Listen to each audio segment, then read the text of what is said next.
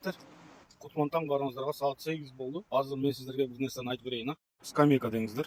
Но эки скамейкада бул жагы детский площадка. Ушул жерде күндө кыргыз эже балдары менен келип, ушул жерде отуруп, кечинде где-то 6-7лерде отуруп, балдары да шоктук кылбайт деңиздер. Отуруп, мына жерде сүйлөшүп отурушат. Баласы да чекпейт, ичпейт. Канча жолу көрдүм да. Просто отурушат, балдар мына детский площадкада ойношот. Эч ким деле жок. Мындайча айтканда, орустун балдары чыгып, кыйкырып, эки-үчөө бар. Тынч район да.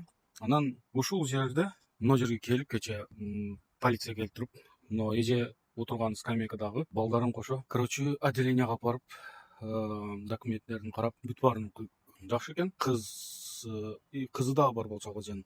Кыздын документин карап, баласыны удворение кылып, депортация кылды. Ошол мекендештер ушундай жерлерде, детский площадкаларда ичпесеңиз дагы, чекпесеңиз дагы отурганга ушундай кооптуу болуп калды Москвадачы. Келип депортация кылып, текшерип документтерди. Ушундай кылып атат.